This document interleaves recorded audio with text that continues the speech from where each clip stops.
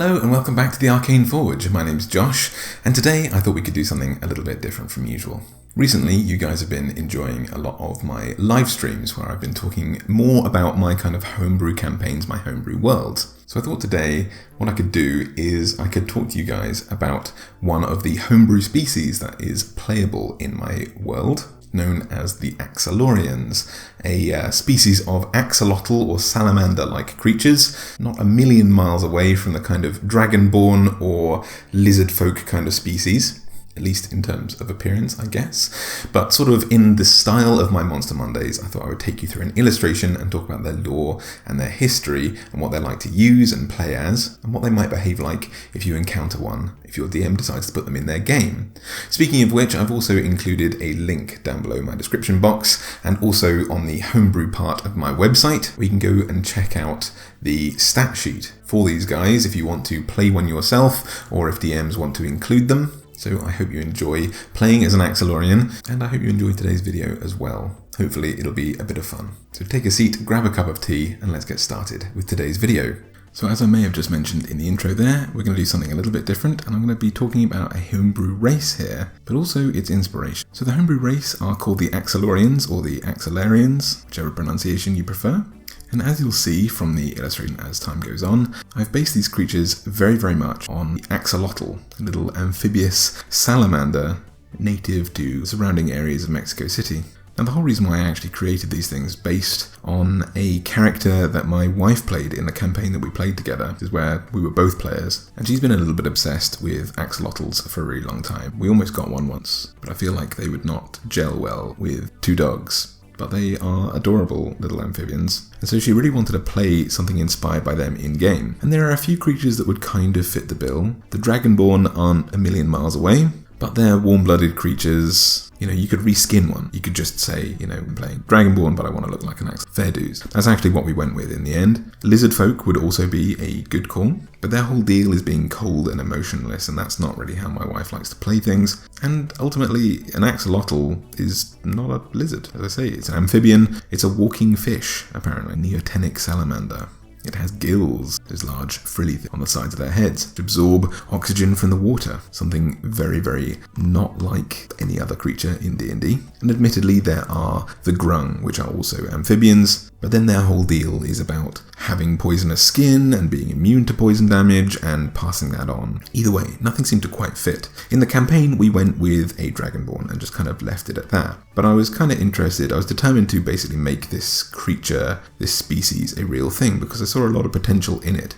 So I thought I'd read for you what I've come up with in terms of their lore and what they like to use. And if you'd like to use them yourself, I've left a link down in my description box and also on the homebrew part of my website, and download these guys totally for free. So if you're a DM, feel free to put these into your own campaign. You may need to change the lore a little bit because it's very tied to my own homebrew world, but whatever works for you. And if you're a player and you'd really like to play one of these things, just make sure to check with your DM first before you give it a shot, because they may not want to have these characters in-game. As with the nature of homebrew, this might need a little bit of balance adjustment, and they might not want to do that, or maybe this just doesn't fit the aesthetic of their campaign world, so make sure to be sensitive to whether or not they are okay with fitting a game or not. But otherwise, I think I'll just go ahead and read for you what I came up with. Hailing mostly from the expansive cave systems of the Marishi or Dape-Gadarian rainforests, the Axolarians live fairly isolated lives. They're incredibly naive and sociable, generally to their detriment, although this does help to curb their population size. Were it not for the tendency of these amphibious creatures to throw themselves in harm's way and their incredibly slow reproductive cycle,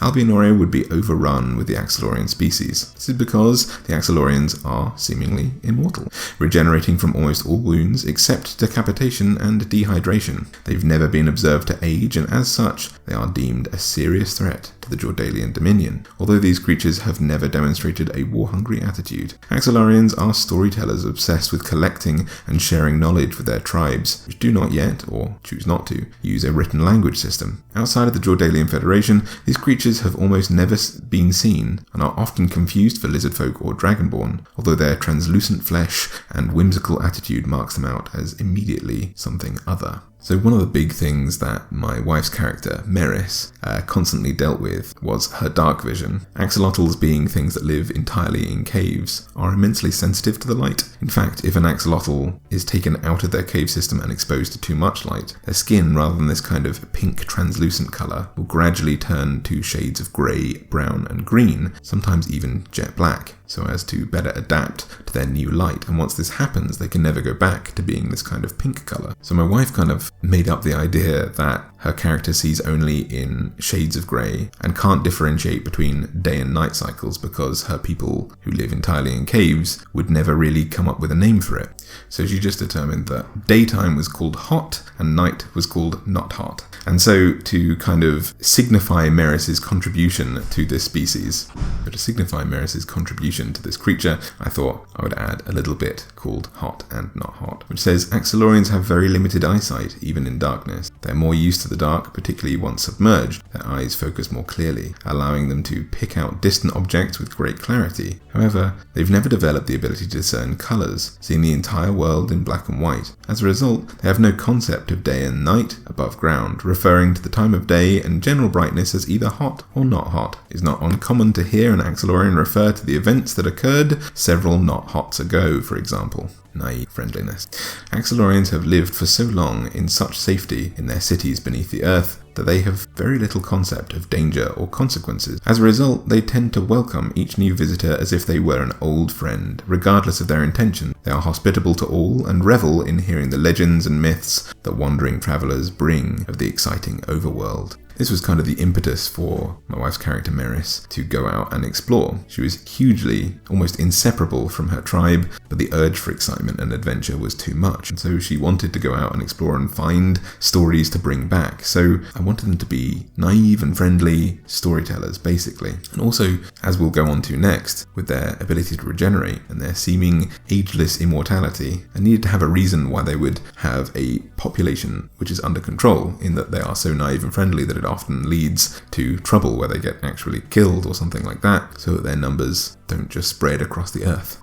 I really like the idea of making a regenerating character species a bit like a troll, but I didn't want it to be quite as potent as a troll's regeneration, getting some health every single round because, well, I mean, that would break the game. But I feel like it's something that the game is missing, and it could be an interesting thing for players, although potentially overpowered again. So we'll see how that goes on later on. I think I balanced it quite well, but you can be the judge. And the reason why I chose this specific species is because axolotls are famous for their regenerative ability. Axolotls can regrow their tails, their limbs, their spinal cord, all the many nerves within, and even their brain matter if damaged. They have a remarkable regeneration ability. So I wanted to make sure that this was something that they were able to do as a player species. So I mentioned that the Axolarian people have the potential to be completely indestructible. They regenerate almost as quickly as trolls and have been known to completely reform over time, even from the smallest part of their bodies. As a result of the horrifying difficulty required to kill them, it's surprising that they have not spread further across the world and infested every town, city and riverbed on its surface. It's believed that the only reason that their numbers remain in check is because they are immensely water dependent and desiccate if left in the open air for too long without access to a large body of water. Other theories for this limited number seems to point to their naivete and the harm this can put them in if they venture too far from their cave systems. I've also said that Axolarians are storytellers. They don't tend to make it too far above ground despite their incredible regenerative powers, and therefore revel in collecting the stories of others. They have no written language, although some have learned the languages of other creatures and started to transcribe their histories, and therefore rely on their memories to hold on to the histories of the world around them. These stories and the skills they learn from them are worth more to Axolarians than gold, and the worst crime that a being could commit in Axolarian culture is the removal of memories, or the alteration of history, or the intentional causing of amnesia in one of their kind. So what are these things actually like if you want to make one yourself? Well, I've said that their wisdom score increases by 2 and their charisma score increases by 1. Their wisdom because they have these amazing memories with which to hold on to all of their verbal history. And their charisma increases by 1 because they're so friendly, which often leads them to danger.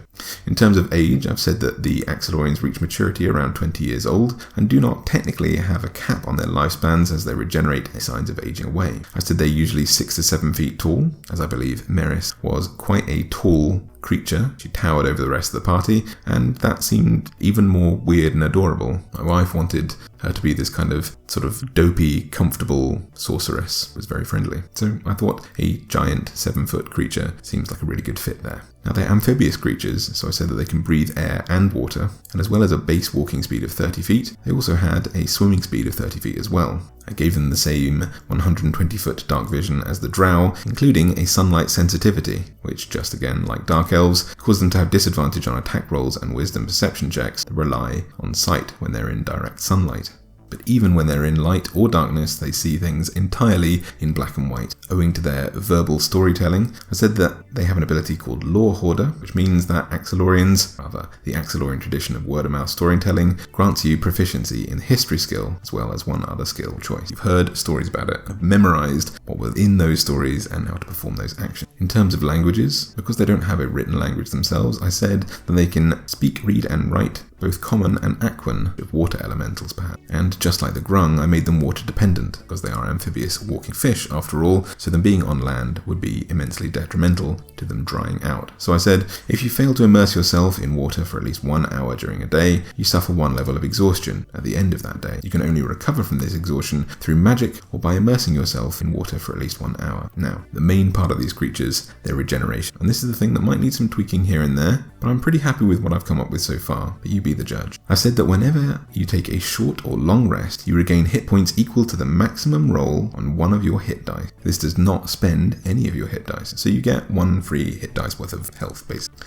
Additionally, you may spend 1 of your hit dice to regenerate HP as a main action, even while in combat, so you can choose to actively regenerate. However, once you use this feature, you can not do so again until you complete a long rest. So you only get 1 extra hit dice. It's essentially like a fighter's second wind ability. Not too overpowered, I think, especially with the drawbacks of their water dependency and sunlight sensitivity. I've said that when you take a long rest, you may regenerate severed body parts, including fingers, legs, tails, and so on, or scar tissue you may have suffered. So if, like me, you are a fan of limb and body part removal as a consequence of combat in your D&D campaigns, then this would sort of undo that. But this does not cure diseases, poisons, mental ailments, or the exhaustion caused due to your water dependency, however. I might put a caveat in there that perhaps this is a feature that you can only perform if you are not exhausted as a result of your water dependence, but we'll see. But yeah, I hope you enjoyed this little creature. I hope you enjoyed hearing about Meris, who I drew here today as the example of this creature. She was a really, really fun character to play alongside, so hope you had a good time joining me today. And I hope you get to use one of these creatures in your D&D campaigns, and if you do, make sure to let me know. I'd love to hear your stories of these creatures proliferating your D&D worlds. I'm definitely going to be using them, and I can't wait to see some of them in my campaigns. If you enjoyed today's video and enjoyed this illustration, please make sure to leave a little thumbs up, a little like down below. Perhaps favourite this video to refer back to these creatures, and share this with your DMs so you get to play one of these things. Also make sure to subscribe to the channel, because I release at least 1 video every single week, but just like today's video, occasionally I do more, so I'd hate for you to miss out on the next homebrew something I come up with if you're only here for Monster Mondays usually. So in the meantime, happy adventuring, and I look forward to seeing you in a few not hots for my next Monster Monday.